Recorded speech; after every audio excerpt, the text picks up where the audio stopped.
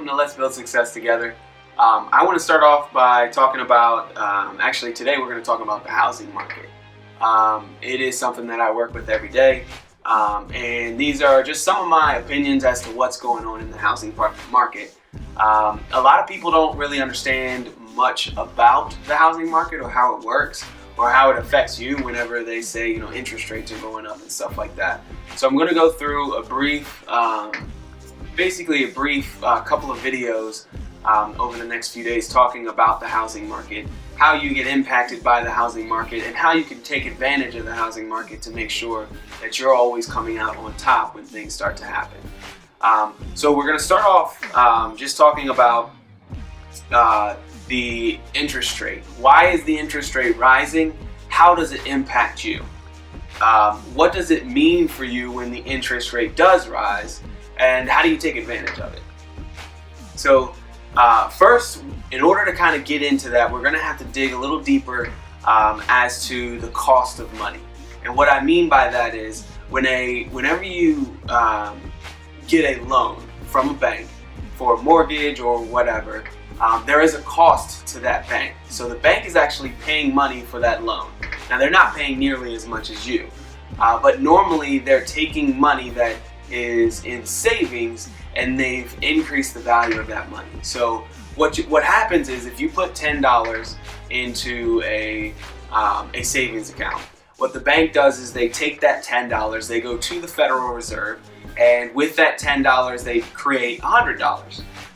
So now that they have the $100, they can then lend that money back out in the form of loans. Now they really only have the 10, but the Federal Reserve prints enough for that $10 to create $100 worth of loans. Now this happens on a lot larger scale, but this is kind of the gist of it to give you the idea of what's happening. Now the Federal Reserve will charge that bank interest on the money that it's lending you. Now in the past, that money has actually been pretty much free as far as the banks are concerned.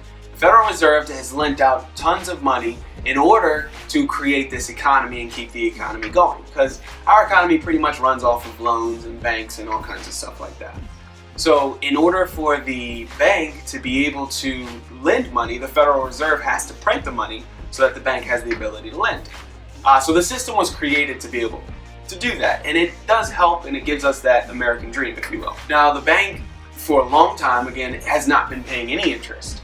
The reason that the interest rates are going higher is because the banks are now being charged more interest on the money that they're lending. So the Federal Reserve, whenever you hear the feds are raising rates, now the way the feds raise rates is it started out at almost 0% interest for the money that the banks were lending.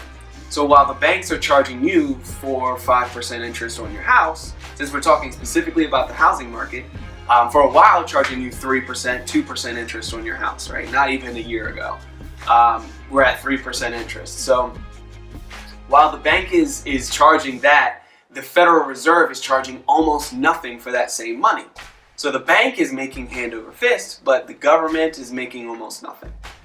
So in order to keep inflation from happening, because let's say the Federal Reserve continues to print money. As the Federal Reserve is printing money, the more money that gets into the economy, the more inflation happens. Because the money is worth less when there's more of it. So the more money there is, whereas it costs you $1 to buy one candy bar, if millions and millions of dollars are put into that same economy without any checks or balances, that same candy bar will then inflate to now $2 or $3, and it continues to inflate as long as the interest rates aren't charged, so that the money's going back to the government as it's happening. So it's almost like a cyclical event. So the Federal Reserve says it's going to raise interest rates. What does that mean to us? That means that the bank is now going to have to pay more money for the same loans that it was giving out before. Now the bank again is giving that money to the Federal Reserve, which is feeding it kind of back into the abyss, if you will, or the government, or wherever that money's going. So it's not being dished out to the banks, and then the banks using it to create businesses or anything like that, or just getting rich off of it.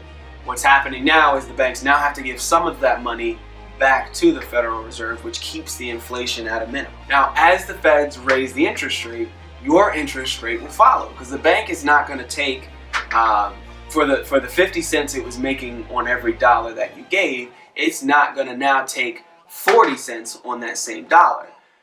Most banks are going to want to continue to keep the same profitability. So as the Federal Reserve is raising interest rates, they're also going to raise interest rates for your loans. So the banks are also going to raise interest rates to kind of match, to make sure they're not losing any money as the Feds raise rates. Now, a lot of times when the Feds announce they're going to raise rates, banks panic and they immediately start raising interest rates. And eventually they start to kind of go down a little bit, but normally it shoots up. So it's not really a time for you to panic, because just because it shoots up does not mean that it's going to stay there. Normally the Feds will announce the times that they are going to raise the rates, but they don't normally announce exactly how much they're going to. They have recently, but they don't. It's not something that they always do. And they haven't raised the rates in a really long time. So last year they did a few times, but before that it had been quite a few years, just because they were trying to keep the economy going, and a lot of people were afraid that if interest rates rise, people would stop buying houses. Now the housing market is kind of in a panic now at this point.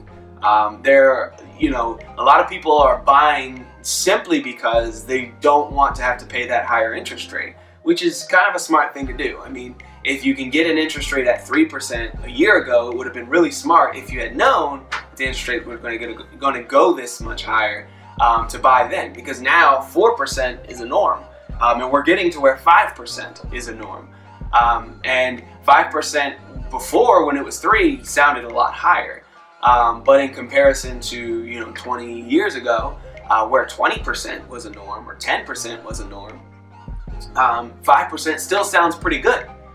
So you gotta kind of watch and look at trends in history, because as the interest rates go up, sometimes the housing costs go down, and that's simply because people can't afford to buy houses when the interest rates are going up. So that same house that you could have paid $100,000 for a year ago, now your budget is no longer $100,000. Your budget's now $80,000 because the interest rate went up a full percent. And then that continues to happen because now your buying power is being decreased because of the interest rate. So sometimes markets will change, and they'll start to lower prices to kind of match that interest rate so that they're not losing any sales. But then other times, what happens is prices actually start to go up. And it kind of just depends on how the market reacts. And there's no way to really know up front. It's just something to pay attention to. Because you got to remember, if housing costs start to go down, then rents normally go up. If people stop buying houses, then that means the demand of rentals are now going to go up. If people buy houses, then rentals start to go down. So you kind of want to watch the market in that way, and that's how it benefits you. Because if you are in the housing market and you want to start flipping houses, for example, if you're flipping houses in a rental market, you're not going to make as much money. If you're flipping houses in a buyer's market where people are only buying houses, you'll make a ton of money. But as soon as it switches and people stop buying and they start renting, now you would make more money just renting those units out. Because the same unit that you could have rented out for $1,300 last year is now going for $1,500, which is going to make you an extra $200 a month in cash flow. So you always want to pay attention to that. As the interest rates go up, you want to pay attention to how it can impact you, how the market is going to react, because you want to make sure you react with that same market. You don't want to end up behind the curve where others are buying these rental properties and getting them at a lower cost, and you're afraid to get in because people aren't buying houses. So you got to kind of watch that, pay attention to it. All right, so I appreciate you guys watching. Let's build success together. Have a great day.